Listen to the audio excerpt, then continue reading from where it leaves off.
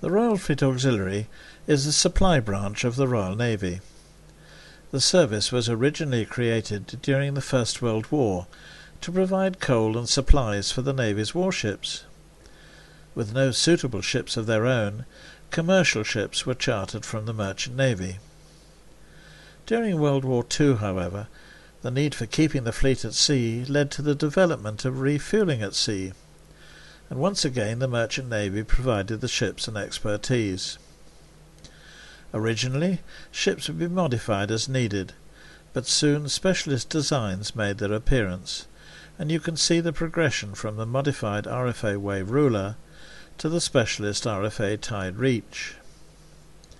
The purpose-built modern fleet is still crewed by Merchant Navy officers and men, a very proud tradition unique among the world's navies. In addition to its historical role, the RFA also provides essential humanitarian aid in disaster areas. This film mainly contains footage taken during my service as second officer in the RFA Tide Reach in 1966, although some is from another ship. The Tide class were the first group of specially designed replenishment tankers built for the Royal Navy. Weighing around 26,000 tons, Tide Reach was launched in 1954 and joined the RFA in 1955. She had a maximum speed of around 17 knots and was provided with 5 refuelling gantries, known as rigs, 2 on her starboard side and 3 to port. Since the main deck was often awash in rough weather, an additional deck was provided above the tank deck to keep the crew safe. Any replenishment at sea was known as a R.A.S, so this deck was naturally called the R.A.S deck. Normally, in the merchant fleet, every effort is made to avoid near contact with other vessels. However, to transfer stores and fuel at sea, we need to get close, so training is essential. To this end, a small, elderly tanker, RFA Black Ranger, was stationed at Portland Naval Base to enable newly commissioned ships to work up and to train our own officers and men. When this film was made, I had just left her after my own short period of training, so it was interesting to see her from the other side. As we scan along her length, you can see just how close we need to be as we carry out an exercise for our own practice. In this case, a wire called a jackstay has been rigged between the ships and a dummy package is hauled across. This is the method we use to transfer stores, equipment and ammunition, and sometimes crew members as well.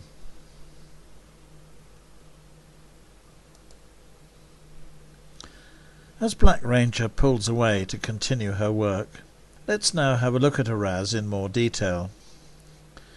In our capacity as a mobile filling station, we maintain a straight course and steady speed, usually around 14 knots, into the prevailing seas, and we become the station ship. Our clients take station astern, which gives them plenty of time to line up and approach their allocated position in safety. First, we'll look at our most usual procedure, the beam R.A.S.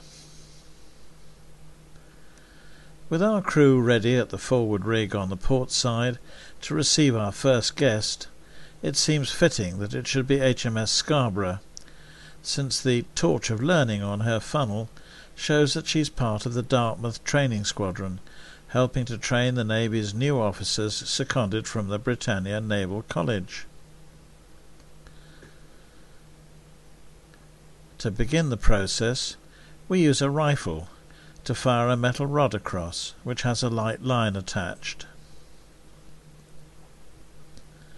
The refuelling rig has been deployed ready, and you can see that there's more than one hose available to allow for different fuels. The rifle line is then used to haul in another light rope marked with flags, which is our distance line, together with a heavier rope which will be used to haul the oil pipes inboard.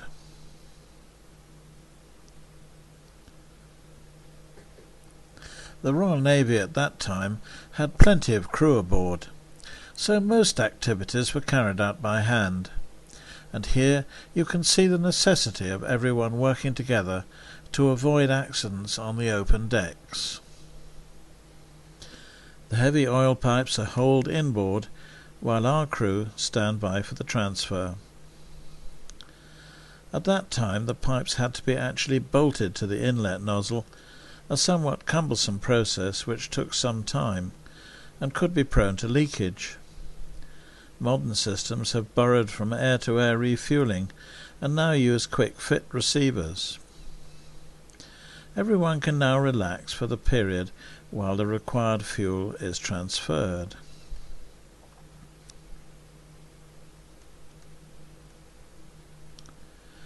Once finished, the hoses are released and are hauled back to our rig, leaving Scarborough free of her tethers. She unleashes her dormant power and pulls away effortlessly, a sight that I never tired of during my whole time with the RFA. It was as though each guest was eager to dash off to their next excitement. Not for nothing were they called the greyhounds of the seas, and it was always a wonderful sight. We can't rest on our laurels, however, and while Scarborough is being looked after, the Blackwood-class frigate HMS Duncan, briefly detached from Fisher protection duties, approaches our starboard side to satisfy her needs. Her reception party take cover behind her bulwarks as the distance line is fired across, initiating a flurry of activity. As the working party hauls the pipes inboard, the officer on the deck above uses hand signals to control things.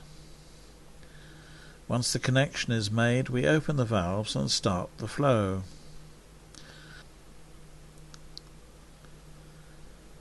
Once again things now calm down up forward, but the Royal Navy rarely miss a chance to keep up their training, and if we shift our view to the stern, we can see there's also a hive of activity there. Another light line has been fired across, but on this occasion a jackstay is rigged. Instead of pipes, a wire hawser is secured, and a traveller with a hook can be shuttled to and fro. Almost anything could be transferred in this way, but here a practice depth-charge bomb is used.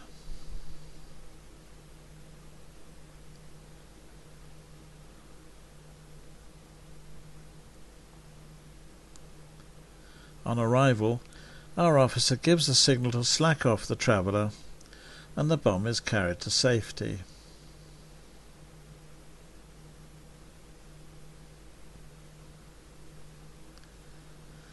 It was obviously very important to keep the jackstay well tensioned to avoid dunking the cargo into the sea. This was a matter of real concern when the crew were being transferred, as you can see here, with someone making the heart-stopping crossing from RFA Fort Charlotte. I'm glad to say that we never had a problem during my time, and this chap arrived safely. I must add, however, that I was very grateful that I was never called upon to make the trip myself.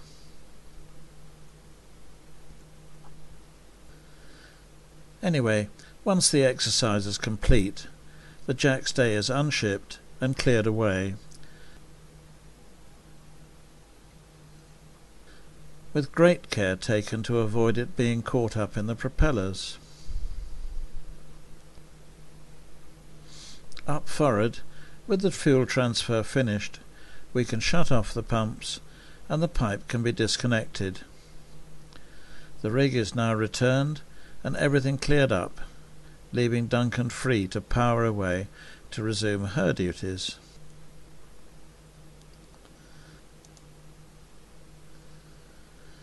A little earlier I mentioned that the R.A.S deck is built above the tank deck to keep our feet dry if the weather gets choppy, and this footage gives a very good indication of its necessity. By their nature, loaded tankers have a low freeboard, the name we give to the distance between the deck and the sea, and the waves very often come aboard. Looks very worrying to the uninitiated, but it's really perfectly safe as long as everything is battened down properly. So, can we still carry out a R.A.S in heavy weather? The general answer is yes, as long as it's possible to maintain proper control over the ship's movements, together with the safety of the men involved. As an example, here is HMS Dundas, doing her bit in a rough seaway. She was another Blackwood-class frigate, then attached to the 2nd Frigate Squadron, based at Portland Naval Base in Dorset. As you can see, in spite of her heavy pitching, she's still able to maintain a safe course alongside, although one can't help feeling sorry for the men on her forecastle. Roller coaster ride with a ducking, anyone?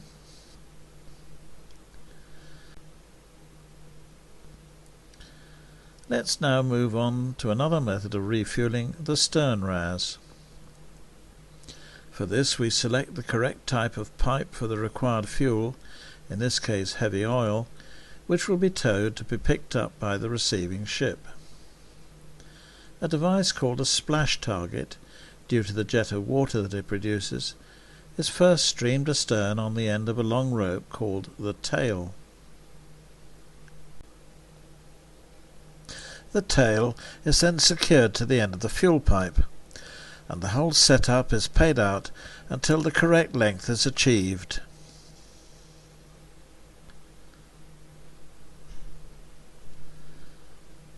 Now we fit a collar, with straps anchored to the deck to keep things secure.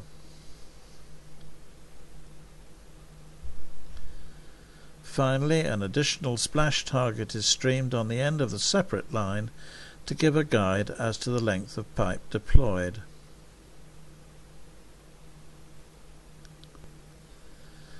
All being ready, the 6-inch cruiser HMS Tiger can now demonstrate the procedure to be followed. Firstly, a grapnel is used to latch onto the tail. The splash target is recovered and secured safely to the ship's rail. The crew then continue hauling and bring the oil pipe inboard to be attached ready to receive. It's a bit like a self-service filling station, really. Once ready, the officer in charge gives the signal, we open the valve, and the pumping begins. Although Tiger was laid down in 1941, wartime events caused her build to be suspended, since newer warship designs had been introduced, and she was actually only completed to a modified design in 1956. In 1966 she carried the flag of Rear Admiral Pollock, second in command of the Home Fleet. Fueling complete, the pipe is now disconnected and fed back into the sea. Once the splash target is dropped off, she can set about her business, displaying her beautiful lines as she does so.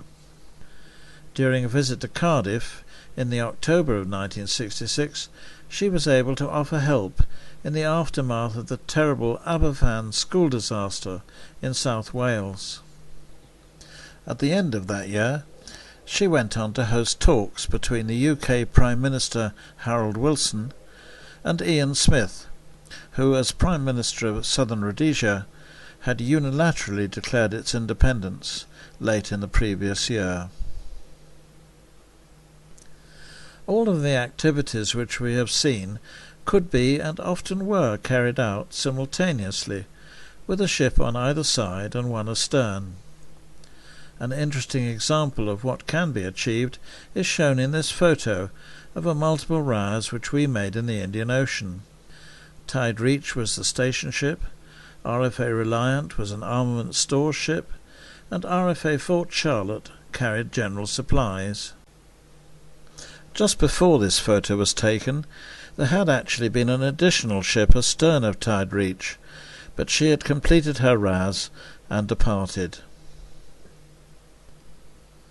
One final manoeuvre remains which we haven't mentioned, the helicopter transfer. Although each type of aircraft was naturally limited by its particular size and weight, these versatile machines were particularly welcome for us as our postmen. However, they also moved small quantities of stores as well as people. Here a little Westland Wasp is carrying out a crew transfer.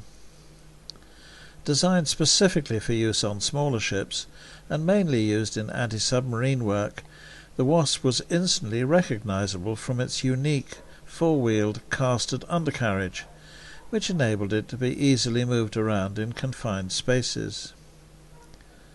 Soft loads can be dropped, of course, but hopefully not our new member of the crew. In addition to the 2 pilots, up to 3 passengers could be carried in one of these, making them ideal for this sort of work.